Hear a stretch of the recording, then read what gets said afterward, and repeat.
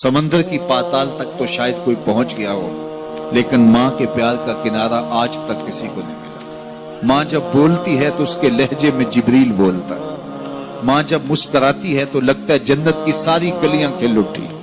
अल्लाह ने उसके सीने में वो दर्द, वो दरक, वो मोहब्बत, वो उल्फतों का एक जहां आबाद कर दिया है। माँ तो फिर माँ ही होती है। उसके सीने में रखा हुआ प्यार तो एक अजीब कायनात है। तड़पती हुई ममता एक अलग ही जहान है। कभी आपने देखा हो कि बच्चा घर से निकलता है, दुनिया की बड़ी बड़ी दानिशगाहों में उसका इंतजार हो रहा होता है, लोगों को अक्लो बीनश सिखाने जा रहा होता है। उसकी एक एक बात को लोग मोतियों की तरह झोलियों में डालते हैं और दुनिया की दानिशगाहों में, यूनिवर्सिटियों में और दरसगाहों में लोग उसके मोतियों जैसे जुमले सुनने के लिए बेताब होते हैं कि ये अक्लो बीनश का मुरक्का है, ये फहमो इदराक का पहाड़ है, इसकी बातें जिंदगी गुजारने का गुर सिखाती हैं। तो लोग सीखने के लिए जमा होते हैं। लेकिन वो शख्स जब घर से निकलता है तो माँ कितने भोले अंदाज में कहती है, पुत्र जरा सड़क ध्यान से अबूर करना। जो दुनिया को अक्लो बीनश का सबक सिखाने जा रहा है उसको ये भी नहीं पता कि सड़क कैसे अबूर करनी है। लेकिन माँ के प्यार का रूप है, ये माँ की मोहब्बत का तेवर है, ये उसकी उल्फत के रंग हैं। और जब तक बच्चा घर पलट नहीं आता, बेटा वापस नहीं पहुंच जाता, माँ के दिल में खटका रहता है और वसवास में रहती है और बेटे के लिए दुआएं मांगती रहती है कि मेरा बेटा खैर से घर पलट आए। माँ के सीने में इतना प्यार क्यों है? दुख झेल लेती है, तकलीफें गवारा कर लेती है। गरीब माएं तो बेटों और बेटियों का पेट पालने के लिए किसी के घर के बर्तन भी मांजने पड़े तो इससे भी गुरेज नहीं करती। तकलीफें सह लेती हैं, अजियतें गवारा कर लेती हैं, लोगों की गुलामियां कबूल कर लेती हैं। माएं अपनी औलाद के लिए क्या कुछ नहीं करती। माँ को अपनी औलाद से इतना प्यार क्यों है? एक ही जवाब है, इसलिए कि माँ ने औलाद को जन्म दिया है। मेरे जुमले को दिल के कानों से सुनना।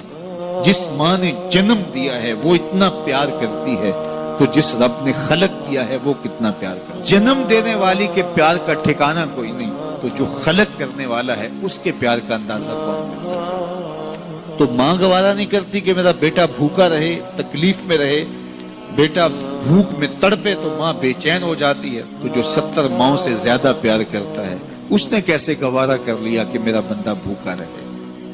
सहरी का खाना खाया है, कड़कती दोपहर है, बरसती गर्मी है, जुबान पे पिपड़ी जम गई, हलक खुश्क हो गया, खाने के लिए पीने के लिए सब कुछ मुयस्सर है, लेकिन कहा नहीं एक घूंट भी नहीं लेना। वुजू करते भी एहतियात करना है, हलक से नीचे कोई कतरा उतर ना जाए, कुछ खाना भी नहीं। 70 माओं से ज्यादा प्यार करने वाले रब ने ये कैसे गवारा कर?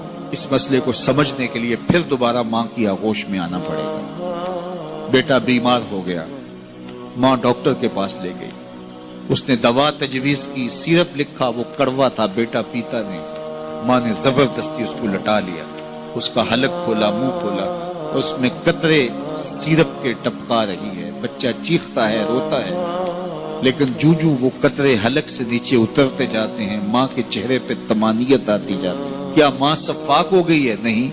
माँ की ममता छिन गई? नहीं। वो जो बेटे की आंख में आंसू नहीं देख सकती थी, वो तड़पते हुए बच्चे को देख के मुतमईन क्यों है? क्या माँ की ममता रुखसत होगी? जवाब नहीं।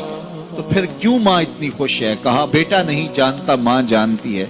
चंद लम्हों की तकलीफ है, कुछ लहजों की कड़वाहट और तलखी है, लेकिन ये सिरप जब मैदे में उतरेगा तो नतीजा शिफा की सूरत में बरामद होगा। माँ की निगाह इस कड़वे सिरप पे नहीं, माँ की निगाह नतीजे पे है।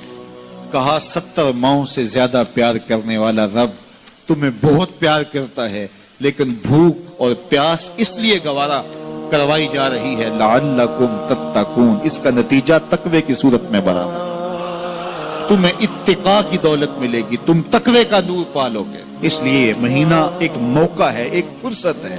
हम इस फुर्सत को गनीमत जाने और अपने नफ्स को काबू में करें। रोजा हमें बहुत कुछ सिखाता है, इससे वो सब कुछ सीखें और अपने मन को संवारने की कोशिश करें। तो जब हम तकवे की दौलत पालेंगे तो रोजे का मकसूद हासिल हो जाएगा।